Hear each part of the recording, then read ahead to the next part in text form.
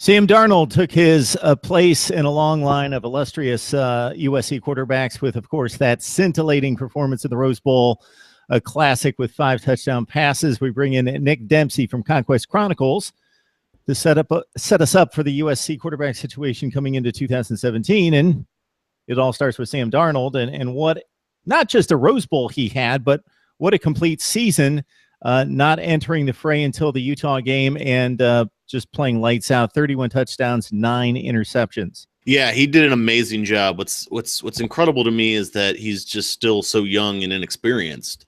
And you could tell that he still would make some questionable throws where you're thinking, why are you throwing into triple coverage?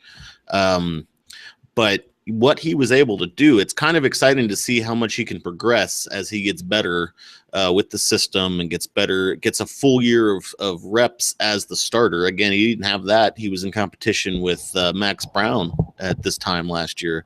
So it'll be interesting to see how far he progresses. Now, where things could get complicated is if Darnold goes down for any reason, whether it be injury, discipline, whatever. If he goes down, now there's a lot of names that could come into play, but we don't really know. So Max Brown, as everybody knows, transferred to Pitt, so he's gone. Jalen Green, actually, last year after Brown announced his transfer, Jalen Green came in on backup duties. Jalen Green came in as a quarterback, was moved to wide receiver. So Jalen Green's still there, but he's probably not going to be second on the depth chart. I'd imagine he'd get beat out by Matt Fink, who came in 2016, pretty highly rated guy. He's being groomed. So Fink's probably going to win the backup job, and we don't know a whole lot about Fink. He didn't see any action his first year. So after that, you're probably actually looking at Jalen Green as the number 3 guy on the depth chart, because highly touted top 5 recruit this year, quarterback Jack Sears, who he enrolled early in January, so he's on campus already. He's an incoming freshman in the 2017 class. Recruiting class, but they might try to preserve him for a red shirt.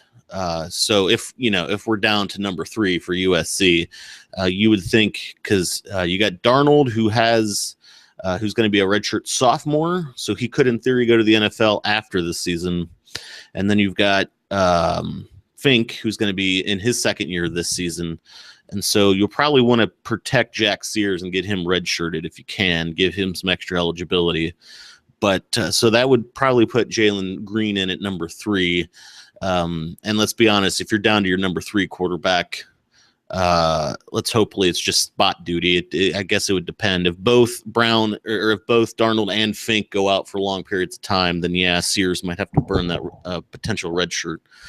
So they got 4 pretty competent guys: Darnold, Fink, Green, and Sears. So that's probably going to be your top 4. They've also got a couple of walk-ons, Thomas Fitz and Thomas Holden. They're both younger. They haven't really made an impact. They were both preferred walk-ons. They're basically scout teams players. But here's the thing. That's where Darnold came from. So you don't want to rule these guys out, but you're looking at a 6-man depth chart, and you've got some pretty elite guys in front of you. And again, none of this really will come into play unless Darnold is out for any extended period of time for any reason. So it's all systems go with Darnold.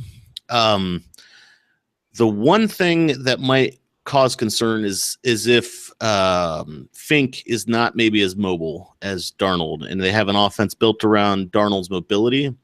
If that's the case, they might have to scale it back a little bit and go more towards an offense they used when Max Brown was the starter at the beginning of the season, which was not terribly productive, as we all remember.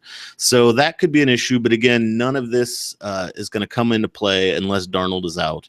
Until then, Darnold's the man. He's going to lead the team. And if he can improve upon last year, the expectations are sky high with Darnold in the backfield. Of course, USC's one play away from having to go to all this inexperience, but it's not unlike the situation that almost every college team faces. Who has an experienced backup? If the guy has experience, he's obviously been the starter.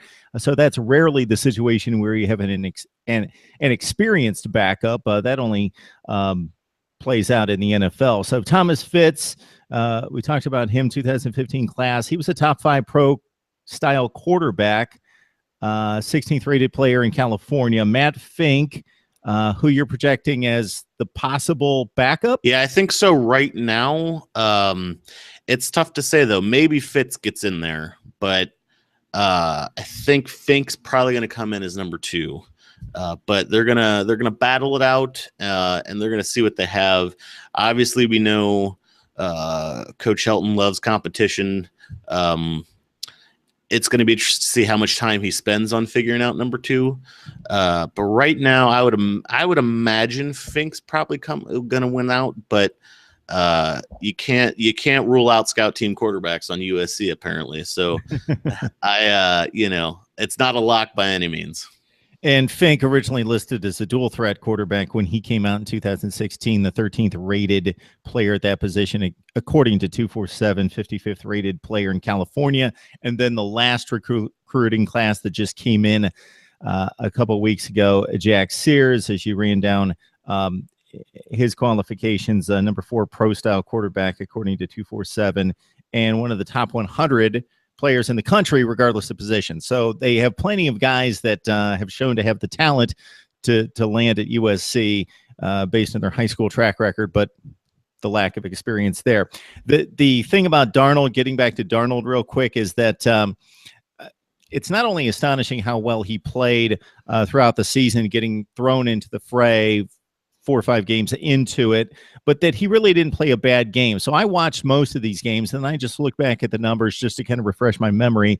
He had two interception games, and they didn't really cost USC. They won by a couple scores in Seattle against Washington, and they blew out UCLA, so they were not consequential interceptions. 31 touchdowns, 9 picks, and then, of course, he just completely went off in the Rose Bowl in one of the higher pressure-packed games that you can imagine, being down by a couple scores in the fourth quarter and coming back to pull out the win. So Sam Darnold, a lot to live up to here in 2017.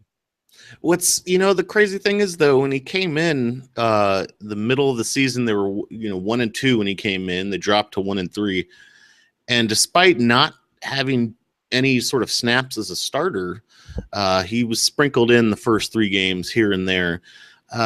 What's amazing is he just didn't seem rattled or like he had just, stepped up onto a big stage and, he's this young kid. He made every pass like he had completed that exact pass 1,000 times before. I don't know if it's just a confidence thing or if he's got ice in his veins, but you would not have known that he was a redshirt freshman. A lot of those throws that you would have thought, well, this guy's like a 5th-year senior. Like this, he plays like he has been there before. And the thing is, last year he hadn't. So, it's going to be interesting to see how he handles the expectations because they're going to be sky high as soon as all these preseason Heisman picks come out.